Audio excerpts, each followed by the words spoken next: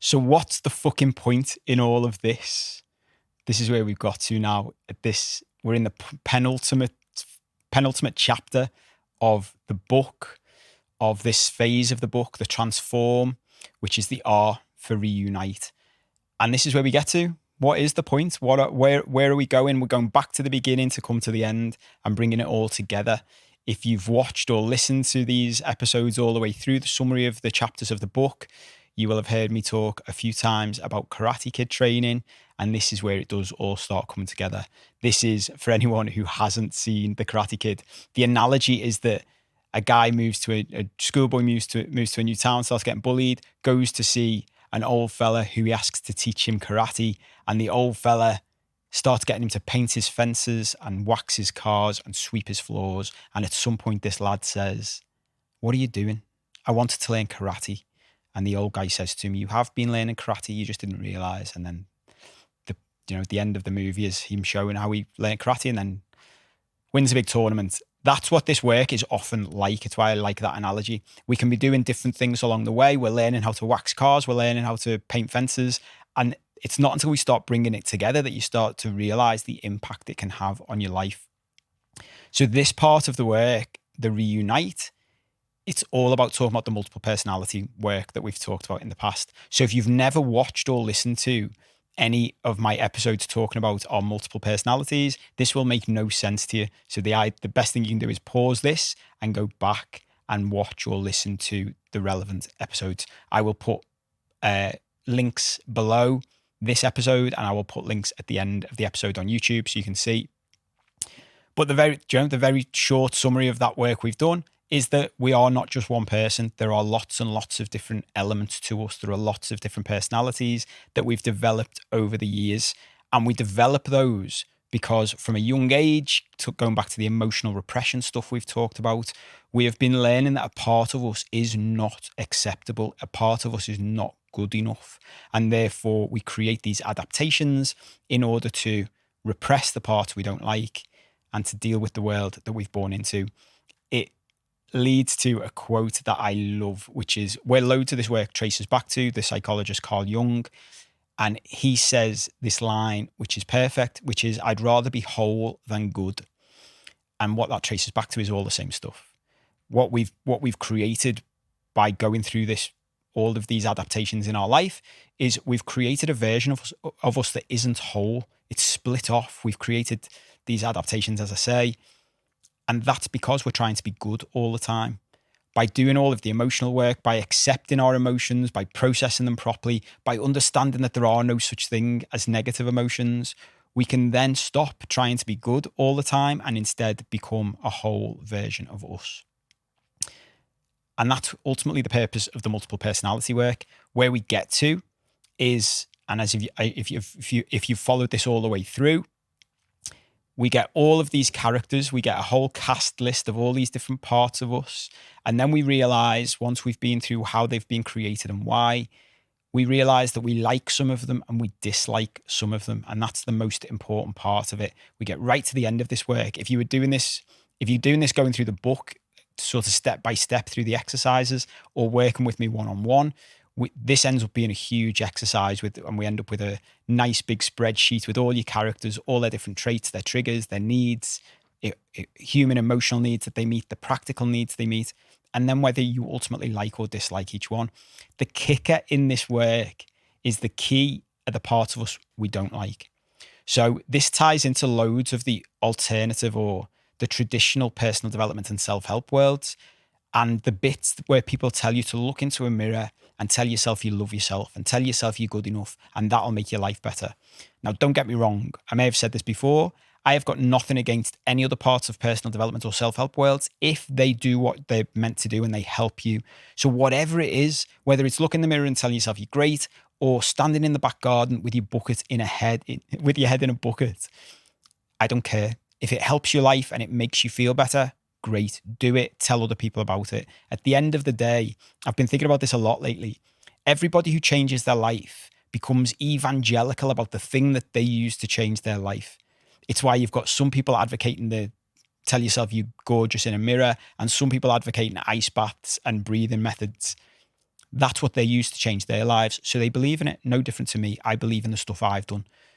The difference with a lot of the stuff I talk about is this isn't for me about you copying what I've done and only copying that stuff.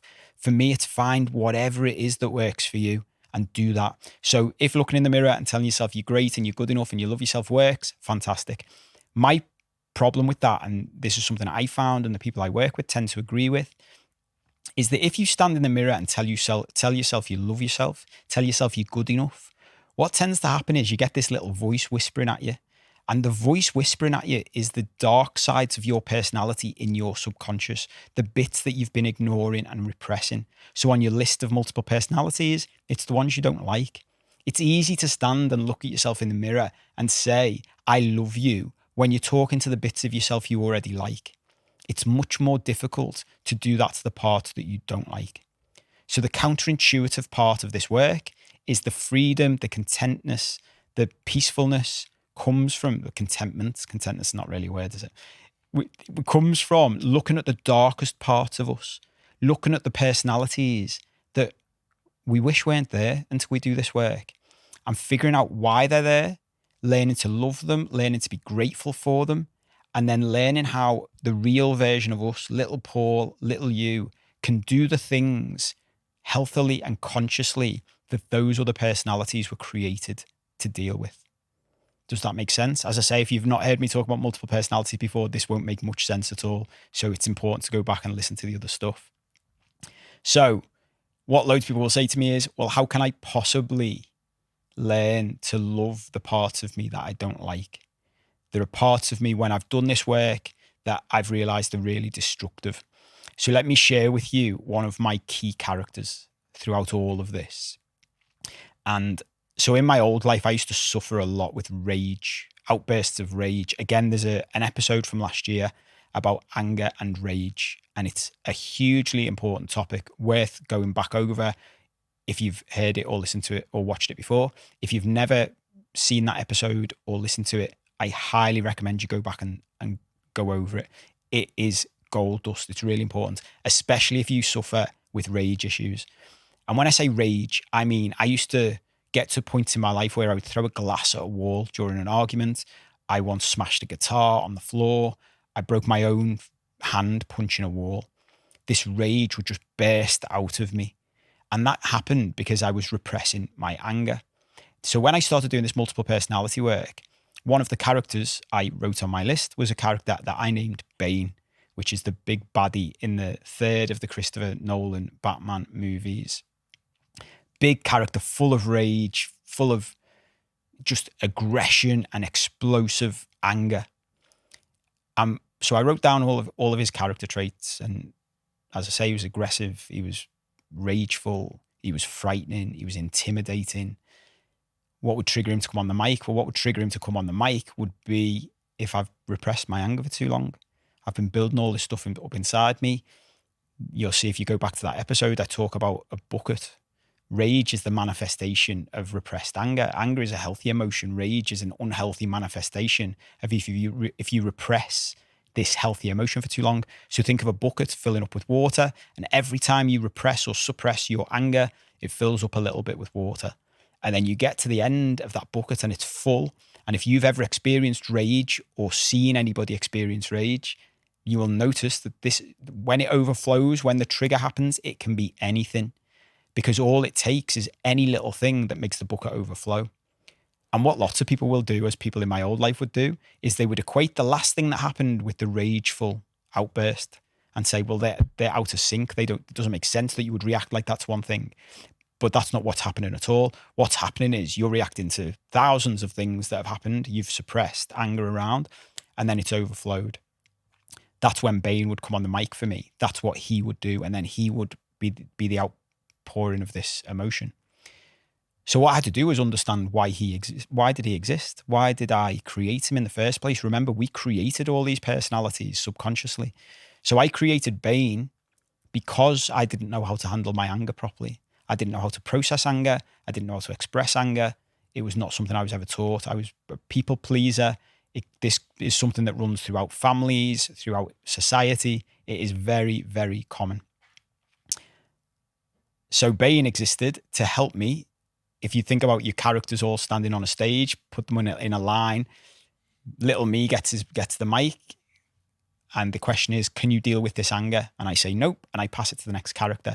And all the characters that I like, Copy, the exuberant ones, the funny ones, they're not interested in helping me deal with anger. So they just pass the mic on. And that mic gets passed down and down and down until we realize there's nobody dealing with this stuff. And the control deck in my head says, right, we'll create this destructive character and he'll help you deal with it. So one of the things I recommend to all the people I work with is, and this, I appreciate this sounds crazy at first, and it would sound crazy to me. I often laugh at the thought of going back and me now going back in time and speaking to me from 5 years ago. The me from 5 years ago would be saying to the me from now, you've lost your mind, mate. I don't know what happens between this point in time and 5 years in the future, but something bad has happened and you've gone nuts. And I'd be saying to him, do you know what's funny though, mate? You're the one who's depressed and suicidal, and I'm golden. Like, I love my life. So I appreciate it sounds insane when you first hear it. The kicker with it is that the more you get into it, actually the more sense it makes. And it becomes that it turns into the fact that it makes more sense than the way we used to think about this stuff. So I started getting into the habit, and that's why we name these characters and we start to personify them, because then you can talk to them and you can ask them questions, literally ask them questions. So I'd go to bed at night and I would ask my subconscious a question. I'd say, I don't understand why you exist. Why does this character Bane exist in my life? What has he ever done for me? And one night I got these answers, and the answer was a bit like what we've just touched on. I helped you process stuff that you weren't processing anywhere else. And one of the kickers to that, because I said back to that, but the way you did it was so unhealthy. Like, it was destructive. It caused problems in our lives, in our relationship. And he said back to me, I get it. I know. I didn't say it was a good solution. I was created because no one else, neither the real Paul, little Paul, or any of your other characters, no one would deal with this for you. So I was created to just come up with a solution. I didn't say it was a good solution. If you want a better solution, do it yourself. I was just sorting it out for you. And one of the kickers in this, again, is that we assume that without our dark characters, without the parts of us we don't like, that life would be better. And I said that. I said, well, surely there was no need for it. Life would have been better without you. And he said, yeah, that's what you think. But he said, you're not considering what would have happened if I didn't exist. And I was like, I don't get what you mean. And he said, you don't know who the next character in line was after me. If nobody dealt with all of this repressed and suppressed anger inside you, and I wasn't there to just let it out somehow as like an express valve, you don't know what the next character was. And I said, I don't know what you're talking about. What was the next character? And he said, the next character was the one that wanted to kill you. He wanted to commit suicide. So without me being there to let out this pressure, you wouldn't even be here. And in that moment, I went from not liking this character, this part of me, to being more grateful for it than anything else I could have been grateful for in my life, because that character saved my life. If it wasn't for him letting out this emotion, I might not be here today. So all of a sudden, when you can picture it, it's like picturing a part of your family. All of a sudden I go from, I don't want anything to do with you, I don't like this part of me, to Jesus, like, thank you. Give me a hug. Right. And bear in mind, let's go back to the taking responsibility, the Karate Kid training, bringing everything together. It's my responsibility. Because if I'd have been dealing with all of my anger properly to begin with, I wouldn't have needed Bane. I wouldn't have had a rage character. Since I started doing this work, he's disappeared. Why? Because I take responsibility for my own anger now. Whenever I feel anger, I process it. Going back to previous episodes, I accept, I allow, I process it. I have lots of different techniques I use that have built up over the years. It takes practice because we're reprogramming stuff that's been there for decades. So it takes practice and it takes work. But by doing that, what happens is now I've taken responsibility. I don't need him. And this is all part of this. So the way I like to think of it is, at this stage, we've got our team together. They've all got their skills. They've all added different things to our life, but they were all created when we were children, pretty much, or in our years gone by. Well, now if we want to take control of our lives, we need to take control of it consciously. Remember, previously the microphone has been passed around all these characters subconsciously, and that's usually why they've been dealing with our needs in an unhealthy way. So what we want to do now is do it in conscious ways. So the way I think of it is we take our whole cast of characters to the mountains, like in a Rocky movie, and we do a training camp. And we say to each of them, look, you teach me the skills I need. You teach the real me the skills I need to look after this situation in real life. And then you can retire. Because bear in mind, the characters like Bane, they don't want to do this job. It's a shitty job. No one likes doing that job. No one likes throwing a glass at a wall or punching a wall and breaking their own hand. It's a shitty job. They want to retire. So what we want to do is retire them, let them become consultants to help us along in life, but we take responsibility. So with Bane, what did that look like? Well, I learned how to deal with my anger in healthy ways. I learned how to process my anger and accept it and allow it. It's a perfectly normal, healthy emotion, whether that's through free writing exercises or going out in a car where no one can hear me and screaming to let energy out, whatever it is. I deal with my anger. So then the mic never gets passed to Bane. I deal it with myself. There's another example to give on the lighter end of the scale. So Kopi, who was the outgoing personality that I developed because I was shy and introverted and I needed an extrovert character, he would largely be associated with drink, and I would get drunk and he would do things like sing karaoke. Well, what's a practical way? The practical need he was meeting for me was doing all of these things that I was too shy to do. Well, guess what? The way to overcome that is to slowly build up my own confidence, my own self-esteem in doing things sober. So then I slowly got him to train me. Okay, let's sing karaoke sober and understand that nothing happens. It's no different to singing drunk. Nobody else knows how much alcohol is in your system when they're watching you sing. You're actually not any better a singer. You're probably worse when you're drunk than you are when you're sober. So once you get over all these things, and again, you go back to all the stuff we've done, processing your emotions, understanding it's okay to be nervous if you get up and sing in front of people, understanding that you're going to have emotions that you're not used to dealing with when you do that. You might have some excitement, definitely nerves. Once we can do that, we can start to meet those needs that those other characters used to meet for us in healthy ways. And what that means is we no longer need those characters to do things. That is a short summary of what is quite a complex topic. And as I say, to understand it fully, you need to go through it all together. Where it leads us to at the end is stories we tell ourselves about who we are. This is ultimately where you get to, where you can start saying, instead of saying very definite black and white things like, I am lazy, I am laid back, I am outgoing, you can start seeing the different parts of you for what they really are.